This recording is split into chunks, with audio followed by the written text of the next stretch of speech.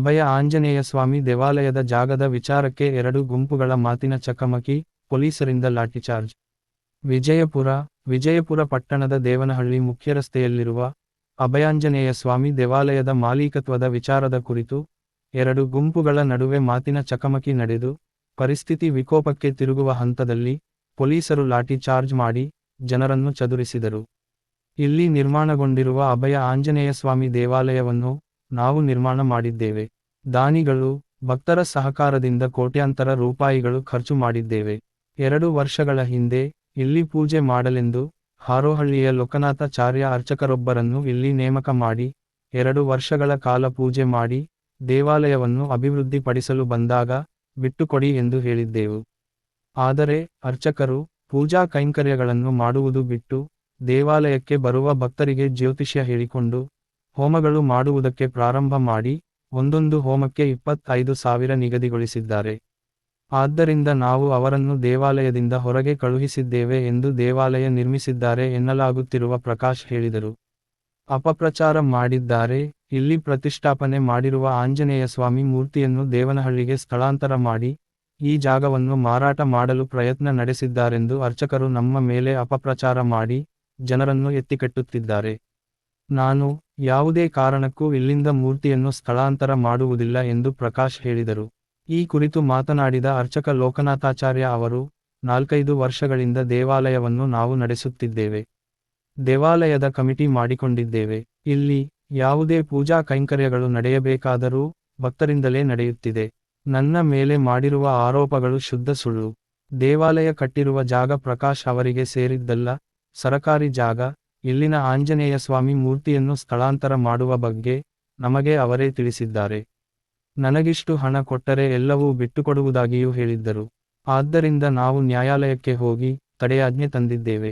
ನಮಗೆ ಪೂಜೆ ಮಾಡಲು ಅವಕಾಶ ನೀಡಬೇಕು ಎಂದು ಒತ್ತಾಯಿಸಿದರು. ಈ ವೇಳೆ ಎರಡೂ ಗುಂಪುಗಳ ನಡುವೆ ಮಾತಿನ ಚಕಮಕಿ ನಡೆಯಿತು. ಕೈ ಮಿಲಾಯಿಸುವ ಹಂತಕ್ಕೆ ಬಂದಾಗ ಪೊಲೀಸರು ಲಾಠಿ ಚಾರ್ಜ್ ಮಾಡುವ ಮೂಲಕ ಗುಂಪನ್ನು ಚದುರಿಸಿ ಪರಿಸ್ಥಿತಿಯನ್ನು ತಿಳಿಗೊಳಿಸಿದರು. ಪೊಲೀಸರು ಸಮಯಕ್ಕೆ ಸರಿಯಾಗಿ ಬಂದಿದ್ದರೆ ಜಗಳಕ್ಕೆ ಅವಕಾಶ ಇರುತ್ತಿರಲಿಲ್ಲ.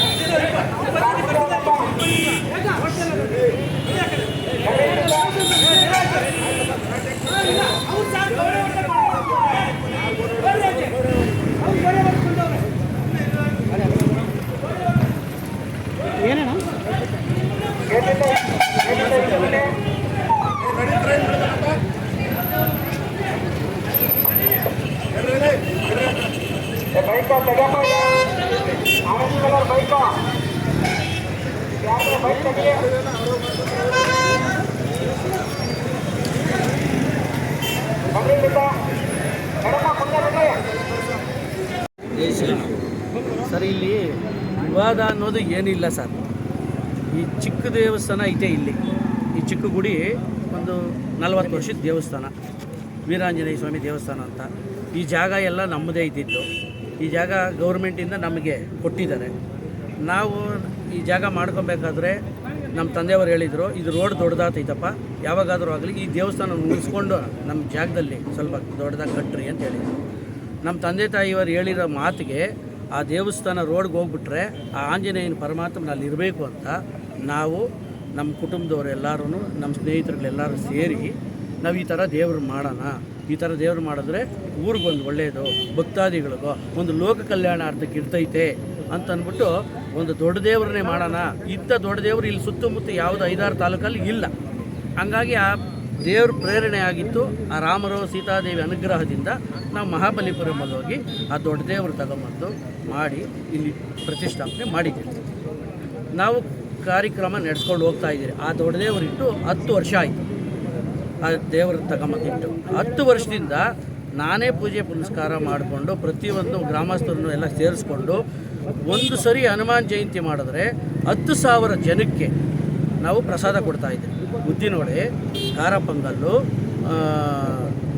ಇದು ಖಾರ ಪೊಂಗಲ್ಲು, ಉದ್ದಿನವಡೆ, ಸಜ್ಜಿಗೆ. ಮತ್ತು ಶ್ರೀರಾಮನವಮಿ ಬಂದರೆ ಹೋಳಿಗೆ ಪ್ರಸಾದ ಹಂಚ್ತಾ ಇದ್ರಿ. ಹೋಳಿಗೆ ಪ್ರಸಾದ 12ರಿಂದ 15,000 ಹೋಳಿಗೆ ಪ್ರಸಾದ ಭಕ್ತಾದಿಗಳ ಕಡೆಯಿಂದನೇ ತಗೊಂಡು ಅದು ಭಕ್ತಾದಿಗಳಿಗೆ ಹೋಗಬೇಕು ಅಂತ ಅಲ್ಲೇ ಬಿಸಿ ಬಿಸಿ ಹಂಗೆ ಕೊಡ್ತಾಯಿದ್ರಿ. ಅದು ನಮ್ಮದಿಲ್ಲ. ಆ ಮಹಾನುಭಾವನ ಆಂಜನೇಯನೇನೋ ನಮಗೆಲ್ಲ ಒಂದು ಶಕ್ತಿ ಕೊಟ್ಟವನೇ. ಗ್ರಾಮಸ್ಥರು ಭಕ್ತಾದಿಗಳೆಲ್ಲ ಸ್ಪಂದಿಸ್ತವ್ರೆ. ಅದನ್ನು ನಾವು ಮಾಡಿದ್ದೀವಿ. ನಂದು ಅಂತಿಲ್ಲ, ನನಗೇನೋ ಒಂದು ಡ್ಯೂಟಿ ಕೊಟ್ಟವನು. ಈಗ ಒಂದು ರೈಲು ಹೋಗ್ಬೇಕಾದ್ರೆ ಒಂದು ಇಂಜಿನ್ ಬೇಕು. ಆ ಬೋಗಿಗಳೆಲ್ಲ ಎಳ್ಕೊಂಡು ಹೋಗ್ಬೇಕಾದ್ರೆ ನನ್ನನ್ನು ಇಂಜಿನ್ ಥರ ಇಕ್ಕಿದ್ದೆ. ನಾನು ಎಲ್ಲರೂ ಎಳ್ಕೊಂಡು ಹೋಗ್ತಾ ಇದ್ದೀನಿ ಅಲ್ಲಿ ದೇವಸ್ಥಾನದ ಹತ್ರ. ಇದುವರೆಗೂ ಏನೂ ಇಲ್ಲ. ಆಮೇಲೆ ಯಾವಾಗೋ ಒಂದು ಸರಿ ಅಪ್ಪಿತಪ್ಪಿ ಏನೋ ಒಂಚೂರು ಸಣ್ಣ ಮಾತುಕತೆಗಳು ನಡೆದಿದ್ದಕ್ಕೆ ಒಂದು ಸಣ್ಣ ಗಲಾಟೆ ಆಗಿತ್ತು. ಆ ಸಣ್ಣ ಗಲಾಟೆ ಆದಾಗ ಒಂದು ಸ್ಟೇಷನ್ ಗಂಟ ಹೋಗಿ ಬಂದು ಒಂದು FIRಗಳೆಲ್ಲ ಆಗಿ ಹಿಂಗೆ ಸಮಸ್ಯೆ ಬಿಟ್ಟರೆ ಅದು ಸಮಸ್ಯೆ ಇಲ್ಲ. ಆವಾಗ ನಾವೇನು ಮಾಡಿದ್ವಿ, ಸ್ವಲ್ಪ ಸಮಸ್ಯೆ ಆದಾಗ ನಾವು ಒಂದು ಸ್ವಲ್ಪ ನಂಗೆ ಹೆಲ್ತ್ ಬೇರೆ ಪ್ರಾಬ್ಲಮ್ ಆಗಿತ್ತು. ಆವಾಗ ನಾವೇನು ಮಾಡಿದ್ವಿ, ಇವರು ಲೋಕನಾಥ್ ಅಂತ ಅಂದ್ಬಿಟ್ಟು, ಲೋಕನಾಥಾಚಾರಿ ಅಂತ ಇವರು ಆರ್ವಳ್ಳಿವರು, ಇವ್ರನ್ನ ಕರೆದು, ಸ್ವಾಮಿ ನಿಮ್ಗೊಂದು 2 ವರ್ಷ ನಾವು ಬಿಟ್ಕೊಟ್ಟಿರ್ತೀರಿ, ನೀವು ಪೂಜೆ ಮಾಡಿಕೊಂಡ್ರೆ ನಾವು ಹೇಳಿದಾಗ ನಮ್ಗೆ ಬಿಟ್ಕೊಡ್ಬೇಕು, ನಾವು ದೇವಸ್ಥಾನ ಅಭಿವೃದ್ಧಿ ಯಾವಾಗ ಮಾಡ್ಕೊತೀರಿ ಅವಾಗ ಹೇಳ್ತೀರಿ, ಅವಾಗ ಬಿಟ್ಕೊಡ್ಬೇಕು ಅಂತ ಹೇಳ್ಬಿಟ್ಟು 5 ತಿಂಗಳಿಂದ ನಾನು ಹೇಳ್ಕೊಂಡೇ ಬಂದಿದ್ದೀನಿ. 5 ತಿಂಗಳಿಂದ ಈಗೋ ಅಂದ್ಕೊಂಡು ಮತ್ತು ಹಿಂಗೆ ಬೇರೆ ರಾಜಕೀಯದ ಲೆವೆಲ್ಗೆ ದೇವ್ರನ್ನ ರಾಜಕೀಯದ ಲೆವೆಲ್ಗೆ ತೊಗೊಂಡೋಗ್ಬಿಟ್ರು. ತಗೊಂಡೋಗಿ ಏನು ಹಬ್ಬಿಸಿದ್ರು ಅಂದರೆ ದೇವ್ರನ್ನ ತೆಗೆದುಬಿಡ್ತಾರಂತೆ, ದೇವಸ್ಥಾನ ತೆಗೆದುಬಿಡ್ತಾರಂತೆ. ಆ ದೇವಸ್ಥಾನನ ನಾವು ಉಳಿಸ್ಬೇಕು ಅಂತ ಹೇಳ್ಬಿಟ್ಟು, ಈಗ ದೇವ್ರನ್ನ ತೆಗಿತೀನಿ, ದೇವಸ್ಥಾನ ತೆಗಿತೀನಿ ಅಂತ ಏನಾದರೂ ಒಂಚೂರು ಪ್ರೂಫ್ ಇದ್ದರೆ ಅವ್ರು ಕೊಡಬೇಕು ತಾನೆ. ಸುಮ್ಮನೆ ಅಪಪ್ರಚಾರ ಯಾಕೆ ಮಾಡ್ತಾರೆ ದೇವಸ್ಥಾನದ ಬಗ್ಗೆ? ಅವ್ರಿಗೆ ಇಲ್ಲಿ ಏನು ಮಾಡ್ಕೊಂಬಿಟ್ರು, ಇದು ಸತ್ಯವಾಗಲೂ ಆಂಜನೇಯನ ಪಾದಾಣ ಹೇಳ್ತಾ ಇದ್ದೀನಿ, ನಾನೇನ ಸುಳ್ಳು ಹೇಳಿದ್ರೆ ನನ್ನ ನಾಲ್ಗೆ ಇವತ್ತು ರಾತ್ರಿಗೆ ಬಿದ್ದೋಗ್ಲಿ. ಅದನ್ನು ಪೂರ್ತಿ ದೇವಸ್ಥಾನದಲ್ಲಿ ಕಮರ್ಷಿಯಲ್ ಮಾಡ್ಕೊತಾವನೆ. ಜ್ಯೋತಿಷ್ಯ ಹೇಳ್ತಾನೆ. ಆ ಜ್ಯೋತಿಷ್ಯ ಹೇಳೋರಿಗೆ ಏನು ಮಾಡ್ತಾವನೆ, ಭಯ ಇಡಿಸ್ತಾನೆ. ನಿನಗೆ ಆ ರಾಹು ಕೇತು ಸರಿ ಇಲ್ಲ, ಈ ಗುರು ಸರಿ ಇಲ್ಲ, ಶನಿ ಸರಿ ಇಲ್ಲ, ನಾನೇ ಹೋಮ ಮಾಡ್ತೀನಿ ಅನ್ನೋದು. ಬರೋದು ಬೆಳಗ್ಗೆ 6 ಗಂಟೆಗೆ ಹೋಮ ರೆಡಿ ಮಾಡ್ತಾನೆ, 10 ಗಂಟೆಗೆ ಒಬ್ರಿಗೆ ಮುಗಿತೈತೆ, 10ವರೆಗೆ ಇನ್ನೊಬ್ರು ನಿಗ್ತಾನೆ, 12 ಗಂಟೆಗೆ ಒಂದು ಹೋಮ ಮುಗಿಸ್ತಾನೆ, 20ರಿಂದ 25,000 ರೂಪಾಯಿ ಒಂದು ಹೋಮಕ್ಕೆ ಫಿಕ್ಸ್ ಮಾಡ್ತಾನೆ. ಈಗ ನಾವು ನಿಮ್ಮ ಹತ್ರ ಗುರುಗಳ ಹತ್ರ ಏನಕ್ಕೆ ಗೊತ್ತಿಲ್ಲ, ನನಗೇನೋ ಒಂದು ಭಯ ದಿಗ್ಲಿರ್ತೈತೆ, ಏನೋ ಒಂದು ಕಷ್ಟ ಅಂತ. ನೀವು ಇದ್ದಿದ್ದು ಕಷ್ಟ ಇಕ್ಕಿದ್ರೆ ನನಗೆ ಭಯ ಇಡ್ಸಿದ್ರೆ ಅವಾಗ ನಾನೇನು ಮಾಡ್ತೀನಿ, ಕಾಲವಲ್ಲ ಮಾಡಿ ನಿಮ್ಮ ಹತ್ರ ಬಂದು ಒಂದು ಹೋಮ ಮಾಡ್ತೀನಿ. ಈ ಥರ ಕಮರ್ಷಿಯಲ್ ಮಾಡ್ಕೊಂಬಿಟ್ಟು ಲಕ್ಷಾಂತರ ರೂಪಾಯಿ 3 ವರ್ಷದಿಂದ ಸರ್. ಇದನ್ನು ನಾನು ಹೇಳ್ತಾ ಇದ್ದೀನಿ, ರಾಮನ ಪಾದದಾಣೆ, ನಾನು ಸುಳ್ಳು ಹೇಳಿದ್ರೆ ನನ್ನ ಬಾಲ್ಗೆ ಅವನಮ್ಮನ ಹಂಗೆ ಬಿದ್ದೋಗ್ತೀನಿ. ಇದು ಸತ್ಯ. ಈ ಕಮರ್ಷಿಯಲ್ಗೋಸ್ಕರವಾಗಿ ನಾನು ಖಾಲಿ ಅದನ್ನು ಬಿಡಿಸ್ತಾ ಇದ್ದೀನಿ. ನಾನು ಬೇರೆ 500 ಕೋಟಿ ದೇವಸ್ಥಾನ ಅಭಿವೃದ್ಧಿ ಮಾಡಿದ್ರೆ ಈ ಊರೆಲ್ಲನೂ ತಾಲೂಕೆಲ್ಲ ರಾಜಕೀಯದವ್ರ ಹತ್ರ ಹೋಗವನೆ, ಕಾಂಗ್ರೆಸ್ ಲೀಡರ್ಗಳವ್ರ ಹತ್ರ ಎಲ್ಲರ ಹತ್ರ ಹೋಗವನೆ, ನಂಗೆ ದೇವಸ್ಥಾನ ಬಿಡಿಸ್ಕೊಡ್ರಿ, ದೇವ್ರನ್ನೇ ನಂಗೆ ಬಡಿಸ್ಕೊಟ್ಬಿಡ್ರಿ ಅಂತ. ಸರ್ ಅದಕ್ಕೆ ಎಷ್ಟು ಕಷ್ಟಪಟ್ಟಿದ್ದೀನಿ ಅಂತಂದರೆ ಹೊಟ್ಟೆ ಕೂಟ ಇಲ್ಲ. ಆ ದೇವ್ರನ್ನ ಒಂದು ಸರಿ ತರಬೇಕಾದ್ರೆ 2 ಲಕ್ಷ ಕಾಸು ಬೇಕಾಗಿತ್ತು. ನೀವು ನಂಬ್ತೀರಾ ಇಲ್ಲ, ನನ್ನ ಹತ್ರ ರೂಪಾಯಿ ಕಾಸಿರಲಿಲ್ಲ, ಬೇರೆಯವ್ರ ಹತ್ರ ಬೇಡಿ ಕಾಸು ತಂದಿದ್ದೀನಿ. ನಾನೇನು ಸುಳ್ಳು ಹೇಳೋದಾದರೆ ಸರ್ವನಾಶ ಆಗೋಗ್ಲಿ. ಇಲ್ಲ ನನ್ನ ಮಗನ 6 ತಿಂಗಳ ಟೈಮ್ ನಾಶ ಆಗೋತಲ್ಲ ಸರ್ ದೇವ್ರ ವಿಚಾರಕ್ಕೆ ಸರ್. ನಾವು ಎಷ್ಟು ಕಷ್ಟಪಟ್ಟಿದ್ರಿ, ಕೋಟಿಗಳು ಕಾಸಾಗಿದ್ದೀನಿ ಸರ್, ಕಾಲಕ್ಕೆ 5 ಕೋಟಿ ಕಾಸಾಗಿದ್ದೀನಿ.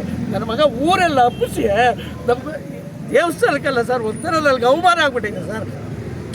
ಅವ್ರಿಗೆ 2 ವರ್ಷ ಬಿಟ್ಕೊಂಡು 3 ವರ್ಷ ಆಯಿತು ಸರ್. ಒಂದೇ ಒಂದು ದಿನಕ್ಕೆ ದೇವಸ್ಥಾನದೊಳಗಡೆ ಹೋಗಿ ನಾವು ನೀವೇನು ಮಾಡಿದ್ರಿ, ನೀವು ಏನು ಒಂದು ಚೂರು ಕೇಳಿಲ್ಲ ಸರ್. ಇವತ್ತು ನಮ್ಮನ್ನು ಬೀದಿಯಲ್ಲಿ ನಿಲ್ಲಿಸಿ ಬಾಲಭಂಗ ಮಾಡ್ತಾವಲ್ಲ ಸರ್. ಟ್ರಸ್ಟ್ ಇದೆಯಾ ನಿಮ್ಮದು? ನಾವು ಟ್ರಸ್ಟ್ ಮಾಡ್ಕೊಂಡಿದ್ದೀವಿ ಸರ್, ನಾವು ಕುಟುಂಬದಲ್ಲೇ ನಾವು. ಇದು ಸತ್ಯ ನೋಡ್ರಿ. ಅಯೋಧ್ಯೆ ರಾಮನ ಬಾಲರಾಮನ ಮೇಲೆ ಆಣೆ ಮಾಡ್ತಾ ಇದ್ದೀನಿ. ನಾನು ಏನನ್ನ ಹೇಳಿರೋದು ಸುಳ್ಳಾದರೆ ನಮ್ಮನ್ನ ಇವತ್ತು ಗಂಟೆಗೆ ನಾನು ಸತ್ತೋಗ್ಬಿಡ್ತೀನಿ ಸರ್. ನಾನು ದೇವ್ರು ಸತ್ಯವಾಗಲ್ಲ ಸರ್. ಇದು ನೀವು ಮೀಡಿಯಾಗಳವರೆಲ್ಲ ಇದ್ದೀರಿ, ಸತ್ಯವಾಗಲಿ ಎಲ್ಲರಿಗೂ ಗೊತ್ತು ಸರ್. ಇದಕ್ಕೆ ಎಷ್ಟು ಕಷ್ಟಪಟ್ಟು ನಮ್ಮ ತಂದೆ ತಾಯಿ ಈ ಜಾಗ ಉಳಿಸ್ಬೇಕಾದ್ರೆ ಅವರು ನಮ್ಮ ತಾಯಿ ತಾಳಿ ಬಿಟ್ಟರೆ ಎಲ್ಲಿರಲಿಲ್ಲ ಸರ್. ಅಷ್ಟು ಕಷ್ಟಪಟ್ಟಿದ್ದೆ ಸರ್. ಇದಕ್ಕೆ ಕಷ್ಟಪಟ್ಟಿರೋದು ಬೇರೆ ಕಡೆ ಕಷ್ಟಪಟ್ಟಿದ್ರೆ 100 ಎಕರೆ ಸಂಪಾದನೆ ಮಾಡ್ತಾಯಿದ್ದೆ ಸರ್ ನಾನು. ದೇವ್ರು ಅಷ್ಟು ನೋವೈತೆ ಸರ್ ಈ ಜಾಗದ ಬಗ್ಗೆ ನಮಗೆ. ದೇವ್ರನೇ ಆಂಜನೇಯನ ಅವನಿಗಂತೂ ಸರ್. ಈಗ ನಾವೇನಿಲ್ಲ ಸರ್, ನಾವು ದೇವಸ್ಥಾನ ಏನು ಗೊತ್ತಾ ಸರ್, ಅವ್ರು ಬಿಡಿಸಿದ್ದೀರಿ, ಬೇರೆ ಪೂಜಾರಿ ಇಟ್ಕೊಂಡಿದ್ದೀರಿ, ನಾವು ದೇವ್ರನ್ನ ಅಭಿವೃದ್ಧಿ ಮಾಡ್ತಾ ಇದ್ದೀವಿ ಸರ್. ನಾವೇನಾದರೂ ದೇವ್ರನ್ನ ತೆಗಿಯೋತೀರಿ ಅಂತ ಇವರು ಅಪಪ್ರಚಾರ ಮಾಡೋರಲ್ಲ, ತೆಗಿಯೋವಾಗ ಇಡೀ ಊರೆಲ್ಲ ಬಂದು ಅಲ್ಲಿ ನಿಂತ್ಕೊಳ್ಳಿ ಸರ್. ಆಪೋಸಿಟಾಗಿ ಅವ್ರ ಕೈ ಮುಗಿದು ಬಿಟ್ಬಿಟ್ಟು ಹೊರಟೋಗ್ಬಿಡ್ತೀನಿ ಸರ್ ನಾನು. ಅದೇನು ದೇವ್ರು ತೆಗಿಯೋಕೆ ಹೋದ್ರೆ ಸರ್. ಪ್ರಕಾಶ್ ಅಂತ ನಮ್ಮ ತಂದೆಯವರು, ಗಣಾಚಾರಿ ನಂಜಪ್ಪ ಅಂತ, ನಮ್ಮ ತಾಯಿ ಲಕ್ಷ್ಮಮ್ಮ ಅಂತ, ನಾವು 4 ಜನ ಗಂಡು ಮಕ್ಕಳು ಸರ್. ಅಷ್ಟು ನಮಗೆ ಇದು ಗೌರ್ಮೆಂಟಿಂದ ಆಗಿದೆ. ಮೊನ್ನೆ ಹೈಕೋರ್ಟಲ್ಲಿ ನಮಗೆ ಇದು ಕೇಸ್ ಇತ್ತು ಸರ್. ಇಲ್ಲಿ ವಿಜಯಪುರದಲ್ಲಿ ದೇವನಹಳ್ಳಿ ರಸ್ತೆ ಅಶೋಕನಗರದಲ್ಲಿ ಅಭಯ ವೀರಾಂಜನೇಯ ಸ್ವಾಮಿ ದೇವಸ್ಥಾನ. ಈ ದೇವಸ್ಥಾನ ಇತಿಹಾಸ 45ರಿಂದ 50 ವರ್ಷಗಳ ಇತಿಹಾಸ ಇರತಕ್ಕಂತಹ ದೇವಸ್ಥಾನ. ಈ ದೇವಸ್ಥಾನ ನಡ್ಕೊಂಡು ಬರ್ತಾ ಇರತಕ್ಕಂಥದ್ದು ಎಲ್ಲ ಭಕ್ತಾದಿಗಳ ಆಧಾರಿತವಾಗಿ ನಡ್ಕೊಂಡು ಬರ್ತಾ ಇದೆ. ಇದು 2015ರಲ್ಲಿ ಒಂದು ಸಂಕಲ್ಪ ಮಾಡಿಕೊಂಡು ನಾವೆಲ್ಲ ಭಕ್ತಾದಿಗಳ ಜೊತೆಯಲ್ಲಿ ಗಣಾಚಾರಿ ಪ್ರಕಾಶ್ ಅಣ್ಣ ಅನ್ನೋಂಥವರು ಕೂಡ ಸೇರಿ ಆ ದೊಡ್ಡ ಆಂಜನೇಯ ಸ್ವಾಮಿ 18 ಅಡಿ ಏನು ಆಂಜನೇಯ ಸ್ವಾಮಿ ಇದೆಯೋ ಆ ದೇವರನ್ನು ಎಲ್ಲ ಭಕ್ತಾದಿಗಳ ನೆರವಿನಿಂದನೇ ಮಾಡಿ ಇಟ್ಟಿರುವಂತಹ ಜಾಗ ಕೂಡ ಗೌರ್ಮೆಂಟ್ ಜಾಗನೇ, ಖರಾಬಿ ಜಾಗದಲ್ಲೇ ಇಟ್ಟಿರ್ತಕ್ಕಂಥ ಅಲ್ಲ, ಗೌರ್ಮೆಂಟ್ ಜಾಗದಲ್ಲಿ ಇಟ್ಟಿದ್ದಾರೆ. ಸಮಾಜ ಕಲ್ಯಾಣ ಇಲಾಖೆದು ಹಿಂದೆಗಡೆ ಬರುತ್ತೆ ಜಾಗ. ಈ ಜಾಗ ಇರುವಂಥದ್ದು ಖರಾಬಿ ಜಾಗದಲ್ಲೇ. ಆ ದೇವರನ್ನು ಇಟ್ಟಿದ್ದಾದಮೇಲೆ ಸುಮಾರು ವರ್ಷಗಳ ಕಾಲ ಎಲ್ಲ ಭಕ್ತಾದಿಗಳು ನಡೆಸ್ಕೊಂಡು ಬರ್ತಾ ಇದ್ದೀವಿ. ಅದರಲ್ಲಿ ಮುಖ್ಯವಾಗಿ ಗಣಾಚಾರಿ ಪ್ರಕಾಶಣ್ಣ ಕೂಡ ನಡೆಸ್ತಾ ಇದ್ದಾರೆ. ಅವರ ನೇತೃತ್ವದಲ್ಲೇ ನಾವು ನಡ್ಕೊಂಡು ಬರ್ತಾ ಇದ್ದೀವಿ, ಎಲ್ಲರೂ ಸೇರಿ ಮಾಡ್ತಾ ಇದ್ದೀವಿ. ಅವರು ಕಾರಣಾಂತರವಾಗಿ ಒಂದು 3 ವರ್ಷಗಳ ಹಿಂದೆ 4 ವರ್ಷಗಳ ಹಿಂದೆ ನಾನಿನ್ನು ಮುಖಂಡತ್ವದಲ್ಲಿ ಇರೋಕ್ಕಾಗಲ್ಲ, ನಿಮ್ಮ ಮುಖಂಡತ್ವದಲ್ಲಿ ನಡೀಲಿ, ನೀವು ಒಂದು ಟ್ರಸ್ಟ್ ಮಾಡ್ಕೊಳ್ಳಿ, ಟ್ರಸ್ಟ್ ಮಾಡಿಕೊಂಡು ನಾನು ಈ ಜಾಗ ವ್ಯವಸ್ಥೆ ಏನು ನಡೀತಾ ಇದೆ ಅದೇ ಥರ ಚೆನ್ನಾಗಿ ಪೂಜೆಗಳು ನಡ್ಕೊಂಡು ಹೋಗಲಿ, ನೀವು ಅಧ್ಯಕ್ಷರು ಇನ್ನೊಂದು ಮತ್ತೊಂದು ಎಲ್ಲ ಮಾಡಿಕೊಂಡು ಈ ದೇವಸ್ಥಾನ ಚೆನ್ನಾಗಿ ಕಟ್ಕೊಂಡು ಅಭಿವೃದ್ಧಿ ಮಾಡ್ಕೊಂಡು ಹೋಗಿ, ನಾನು ಮುಖಂಡತ್ವದಿಂದ ವಿರಮಿಸ್ತೀನಿ ಅಂತ ಹೇಳ್ಬಿಟ್ಟು ನಮಗೆ ಹೇಳಿ ತಿಳಿಸಿ ಅವರು ಹೊರಟೋಗಿದ್ದಾರೆ. ಈಗ 3-4 ವರ್ಷದಿಂದ ನಮ್ಮದು ಒಂದು ಹನುಮ ಸಂಘ ಅಂತ ಹೇಳಿದ್ದು, ಇಲ್ಲಿರ್ತಕ್ಕಂಥ ಹೆಣ್ಣುಮಕ್ಕಳು ಈ ಕಡೆನೂ ವಿಡಿಯೋ ಕವರ್ ಮಾಡಿ ಎಲ್ಲರೂ ಸೇರಿ ಬಂದು ಇಲ್ಲಿ ಸೇವೆ ಮಾಡ್ತಾ ಇರ್ತಕ್ಕಂಥದ್ದು. ಸುಮಾರು ಏನಿಲ್ಲ ಅಂದರೂ ಹನುಮ ಜಯಂತಿ ಬಂದುಬಿಟ್ಟು ಒಂದು 15 ಲಕ್ಷ ಎಲ್ಲರೂ ಭಕ್ತಾದಿಗಳು ದೇಣಿಗೆ ಕೊಟ್ಟಿರುವಂಥದ್ದೇನೆ. ನಮ್ಮ ಹತ್ರ ರಸೀದಿ ಬುಕ್ಗಳು ಕೂಡ ಇದ್ದಾವೆ. ಎಲ್ಲ ಕೂಡ ಕರೆಕ್ಟಾಗಿ ಲೆಕ್ಕಾಚಾರ ಮಾಡ್ಕೊಂಡು ನಡೆಸ್ಕೊಂಡು ಬರ್ತಾಯಿದ್ದೀವಿ ನಮ್ಮದೊಂದು ಸಂಘ. ಆ ಸಂಘ ಮಾಡ್ತಾ ಮಾಡ್ತಾ ಮಾಡ್ತಾ ನಾವು ಒಂದು ರಿಜಿಸ್ಟ್ರೇಷನ್ನು ಕೂಡ ಮಾಡ್ಕೊಂಡಿದ್ದೀವಿ ನಮ್ಮ ಹುಡುಗರದು. ಈ ಥರ ಎಲ್ಲ ನಡೆಸ್ಕೊಂಡು ಬರಬೇಕಾದ್ರೆ ಆ ಜಾಗದ ಹಿಂಭಾಗ ಇರತಕ್ಕಂತಹ ಗಣಾಚಾರಿ ಪ್ರಕಾಶ್ ಅಣ್ಣನವರು 4 ವರ್ಷಗಳ ಹಿಂದೆ ವಿರಮಿಸಿಬಿಟ್ಟಿದ್ರು, ನಾನು ಬರಲ್ಲ ಇದರೊಳಗಡೆಗೆ ಅಂತೇಳಿ. ಈಗ ವೇಗವಾಗಿ ಬಂದುಬಿಟ್ಟು ನನಗಡೆ ಹಿಂದೆಗಡೆ ಇರೋಂಥ ಜಾಗ ನನಗೆ ಆಗಿಬಿಟ್ಟಿದೆ. ಈ ಜಾಗನೂ ನನಗೆ ಸೇರೋದ್ರಿಂದ ಈ ದೊಡ್ಡ ಆಂಜನೇಯ ಸ್ವಾಮಿ ದೇವಸ್ಥಾನನ ನಾನು ದೇವನಹಳ್ಳಿಗೆ ಸ್ಥಳಾಂತರ ಮಾಡಿಬಿಡ್ತೀನಿ. ಜಾಗದಲ್ಲಿ ನಾನು ಕಮರ್ಷಿಯಲ್ ಕಾಂಪ್ಲೆಕ್ಸ್ ಕಟ್ಕೊಳ್ತೀನಿ, ನೀವು ಜಾಗ ನನಗೆ ಬಿಟ್ಕೊಡ್ಬೇಕು ಅಂತ ನಮ್ಮ ಸಂಘಕ್ಕೆ ತಿಳಿಸಿದ್ದಾರೆ, ಅಂದರೆ ನಮಗೆ ತಿಳಿಸಿದ್ದಾರೆ. ನಾವು ಆ ಥರ ಮಾಡೋದು ಬೇಡಣ ಅಂತೇಳಿ ಇನ್ನಷ್ಟು ಅವರಿಗೆ ರಿಕ್ವೆಸ್ಟ್ ಮಾಡಿದ್ದೀವಿ. ಆದರೂ ಕೂಡ ಅವ್ರು ನಮ್ಮ ಮಾತನ್ನು ಕೇಳಿಲ್ಲ, ನಮ್ಮ ವಿಚಾರನ ತಗೊಳ್ಳಿಲ್ಲ. ಕೊನೆಗೆ ಅದನ್ನು ಬೆಲೆ ಕಟ್ಟು ಮಾತನಾಡೋದಕ್ಕೂ ಬಂದಿದ್ದಾರೆ. ಇಷ್ಟೇನಾದರೂ ಆಗೋದಾದರೆ ನಾನು ಬಿಟ್ಕೊಡ್ತೀನಿ ಅಂತ ಹೇಳ್ಬಿಟ್ಟು, ಹಣ ಆ ಥರ ಎಲ್ಲ ಬೇಡ, ನೀವು ದೇವಸ್ಥಾನ ಸಾರ್ವಜನಿಕವಾಗಿ ಮಾಡಿರ್ತಕ್ಕಂಥದ್ದು, ಇದನ್ನು ನೀವು ಆ ಥರ ಎಲ್ಲ ತೊಗೊಳಕ್ಕೆ ಬರಲ್ಲ ಅಂತಂದರೆ ನಿಮ್ಮ ಕೈಯಲ್ಲಿ ಏನಾಗುತ್ತೋ ಅದು ಮಾಡ್ಕೊಳ್ರಿ. ನಾನು ಈ ಥರ ಬಂದುಬಿಟ್ಟು ಅರ್ಚಕರ ಹತ್ರ ಬೀಗ ಇಸ್ಕೊಂಡು ದೇವಸ್ಥಾನದ ಮಂಗಳಾರತಿ ಇಸ್ಕೊಂಡು ನಾನು ಅವ್ರನ್ನ ಹೊರಗಡೆಗೆ ಹಾಕ್ತಾಯಿದ್ದೀನಿ. ನೀವು ಈ ಕೈಯಲ್ಲಿ ಏನಾಗುತ್ತೋ ಮಾಡ್ಕೊಳ್ಳಿ ಅಂತ ಹೇಳಿದ್ದಾರೆ. ನಾವು ಹಣ ನೀವು ಆ ಥರ ಏನಾದರೂ ಮಾಡೋದಿದ್ದರೆ ನಾವೆಲ್ಲ ಬಂದು ಮಾತನಾಡ್ತೀವಿ, ಆಮೇಲೆ ಆ ಥರದ ಕ್ರಮಗಳಿದ್ದರೆ ಮಾತನಾಡೋಣ. ನೀವು ಆ ಥರ ಏಕಾಏಕಿ ಜಾಗಕ್ಕೆ ಬಂದುಬಿಟ್ಟು ನಂದೇ ಅಂತೇಳಿ ನೀವು ಪೊಸಿಷನ್ಗೆ ಆ ಥರ ಬರೋ ಥರ ಎಲ್ಲ ಆಗಬಾರ್ದು ಅಂತಂದ್ರೂ ನಮ್ಮ ಮಾತನ್ನು ಲೆಕ್ಕಿಸ್ತೀರಾ. ಅವರು ನಮಗೆ ಏನು ಉದ್ದಟತನವಾಗಿ ಮಾತನಾಡಿಬಿಟ್ಟು ಅವ್ರು ಹೇಳಿದ್ದಾರೆ, ನಿಮ್ಮ ಕೈಯಲ್ಲಿ ಏನಾಗುತ್ತೋ ಮಾಡ್ಕೊ ಹೋಗ್ರಿ, ನೀವು ಕಂಪ್ಲೇಂಟ್ ಕೊಡ್ತೀರಾ ಕೊಟ್ಕೋ ಹೋಗಿ, ನಾನಂತೂ ಬಿಡಲ್ಲ ಅಂತ ಹೇಳ್ಬಿಟ್ಟು ಅಕ್ರಮವಾಗಿ ಮೊನ್ನೆ ಸಂಜೆ ಸೋಮವಾರ ಯಾರೂ ಇಲ್ಲದೆ ಇರೋಂಥ ಟೈಮಲ್ಲಿ ಏಕಾಏಕಿ ಈ ಥರ ಹುಡುಗರನ್ನ ಕರ್ಕೊಂಡು ಬಂದುಬಿಟ್ಟು 40-50 ಜನ ಹುಡುಗರನ್ನ ನನಗೆ ಫೋನ್ ಮಾಡಿಬಿಟ್ಟು ನೀವೇನಾದರೂ ಮಾಡ್ಕೊಂಡ್ರೆ ಅರ್ಚಕ ನೀಚೆ ಕಡೆಗೆ ಆಗ್ತಾಯಿದ್ದೀನಿ ಅಂತೇಳಿ ಅರ್ಚಕ ನೀಚೆ ಕಡೆಗೆ ಆಗ್ಬಿಟ್ಟು ಆ ಜಾಗಕ್ಕೆ ಬಂದಿದ್ದಾರೆ. ಹಣ ನಿಮಗೆ ಪುರಾವೆ ಸಮೇತವಾಗಿ ಸಾಕ್ಷಿಗಳ ಸಮೇತವಾಗಿ ಎಲ್ಲ ಕೂಡ ಸಿಗುತ್ತೆ. ಈ ಜಾಗ ಬಂದುಬಿಟ್ಟು ಪಬ್ಲಿಕ್ ಜಾಗ, ಇದು ಗೌರ್ಮೆಂಟ್ ಜಾಗ, ಹಾಗಾಗಿ ಖರಾಬಿ ಜಾಗ ಅಂದರೆ ನಮ್ಮೆಲ್ಲರ ಸೊತ್ತು, ಯಾರೊಬ್ಬರಿಗೂ ಅಲ್ಲ. ಈಗಲೂ ನಾವೇನು ಹೇಳ್ತೀವಿ ಅಂದರೆ ನಮ್ಮೆಲ್ಲರ ಜೊತೆಯಲ್ಲಿ ಮೊದಲಿದ್ದಂಗೆ ಪ್ರಕಾಶನ ನಮ್ಮ ಜೊತೆಯಲ್ಲಿದ್ದು ಅವ್ರ ದೇವಸ್ಥಾನ ನಡೆಸೋಕ್ಕೆ ಪೂಜೆಗಳು ನಡೆಸೋದಕ್ಕೆ ನಮ್ಮ ಜೊತೆಯಲ್ಲಿ ಬರ್ಬೋದು, ನಾವು ಅವ್ರ ಜೊತೆಯಲ್ಲೇ ಮಾಡ್ತೀವಿ. ಆದರೆ ಏಕಾಏಕಿ ನಾನು ಒಬ್ಬನೇ ಮಾಡ್ತೀನಿ, ನೀವು ಯಾರೂ ಎಂಟ್ರಿ ಆಗಬಾರ್ದು ಅನ್ನೋ ಆಗಿದ್ದಿದ್ರೆ ಇದು ಅವರಂತೂ ಸ್ವಂತ ಸೊತ್ತಲ್ಲಣ್ಣ. ಯಾರಾದರೂ ಸ್ವಂತ ಸೊತ್ತಾದರೆ ನಾವು ದೇವಸ್ಥಾನಗಳನ್ನು ಚಿಕ್ಕ ಚಿಕ್ಕ ಗುಡಿಗಳನ್ನು ನಮ್ಮ ಮನೆ ಕಾಂಪೌಂಡಲ್ಲಿ ಮಾಡ್ಕೊಳ್ತೀವಿ. ಪಬ್ಲಿಕ್ಕಿಗೆ ಯಾರಿಗೂ ಎಂಟ್ರಿ ಇಲ್ಲ, ನಾವೇ ಪೂಜೆ ಮಾಡ್ಕೊಳ್ತೀವಿ, ನಮ್ಮನೇ ದೇವರು. ಈ ಥರ ಪಬ್ಲಿಕ್ಕಲ್ಲಿ ಇಟ್ಟಾಗ 10 ಜನ 100 ಜನ 1000 ಜನ ಬಂದು ಪೂಜೆ ಮಾಡಿದ್ಮೇಲೆ ಯಾರೊಬ್ರಿಗೂ ಸೊತ್ತಾಗೋಕ್ಕೆ ಆಗಲ್ಲ. ಇದು ಪಬ್ಲಿಕ್ ಜಾಗ. ಹಾಗಾಗಿ ಇಲ್ಲಿರ್ತಕ್ಕಂಥ ಎಲ್ಲರ ಅಪೇಕ್ಷೆ ಏನಂದರೆ ಇದು ಇರ್ತಕ್ಕಂಥದ್ದು ಗೌರ್ಮೆಂಟ್ ಜಾಗ. ಗೌರ್ಮೆಂಟ್ ಜಾಗ ಅಂದರೆ ಪಬ್ಲಿಕ್ ಜಾಗ. ನಾವೆಲ್ಲ ಸೇವೆ ಮಾಡ್ಕೊಂಬಂದಿದ್ದೀವಿ. ಇಲ್ಲಿ ದೇವಸ್ಥಾನ ಕಟ್ಟಬೇಕು ಅಂತೇಳಿ ದೊಡ್ಡ ಸಂಕಲ್ಪ ಮಾಡ್ಕೊಂಡಿದ್ದೀವಿ. ಹಾಗಾಗಿ ದಯವಿಟ್ಟು ಈ ಜಾಗನ ಸಂಬಂಧಪಟ್ಟಂತಹ ಕಮರ್ಷಿಯಲ್ ಸ್ಪೇಸ್ ಮಾಡ್ಕೊಂಡಿದ್ದೀರಾ ಅಂತ ಕೇಳ್ತಿದ್ದಾರೆ. ಅಲ್ಲ, ಈಗ ಕಮರ್ಷಿಯಲ್ ಸ್ಪೇಸ್ ಮಾಡ್ಕೊಂಡಿದ್ದೀವಿ ಅನ್ನೋದಕ್ಕೆ ಏನಾದರೂ ಅಲ್ಲ, ಈಗ ನಾವು ಕಮರ್ಷಿಯಲ್ ಸ್ಪೇಸ್ ಮಾಡ್ಕೊಂಡಿದ್ದೀವಿ ಅಂತ ಅವ್ರು ಹೇಳ್ತಾ ಇದ್ದಾರೆ. ನನಗೆ ನಾವು ಕಮರ್ಷಿಯಲ್ ಮಾಡ್ಕೊಂಡಿರೋ ಥರ ಯಾವುದೇ ಆಧಾರ ಅವ್ರು ತೋರಿಸಿದ್ರು ಕೂಡ ನಾವು ತಲೆ ಬಾಗ್ತೀವಿ. ಈಗ ಅವರು ಅಣ್ಣ ನಾನು ಪೂರ್ತಿ ಹೇಳ್ಬಿಡ್ತೀನಿ. ಅವರು ದೇವಸ್ಥಾನ ತೆಗಿಯಲ್ಲ ಅಂತ ಇದ್ದಾರೆ, ಅವ್ರು ಸುಮ್ಮನೆ ಅಪಪ್ರಚಾರ ಮಾಡ್ತಾ ಇದ್ದಾರೆ ಅಂತ ಅವ್ರು ಹೇಳ್ತಾ ಇದ್ದಾರೆ. ನಾನು ಸಾಕ್ಷಿಗಳ ಸಮೇತವಾಗಿ ಕೊಡ್ತೀನಿ, ಅವ್ರು ದೇವ್ರು ತೆಗಿತೀವಿ ಅಂತ. ಅಣ್ಣ ಯಾರ್ಯಾರ ಹತ್ರ ಹೇಳಿದಾರೆ ಅಣ್ಣ ದೇವ್ರನ್ನ ತೆಗಿತೀವಿ ಅಲ್ಲ ಸರ್, ಈಗ ದೇವಸ್ಥಾನ ಬಿಡ್ಬೋದಲ್ಲ ಸರ್?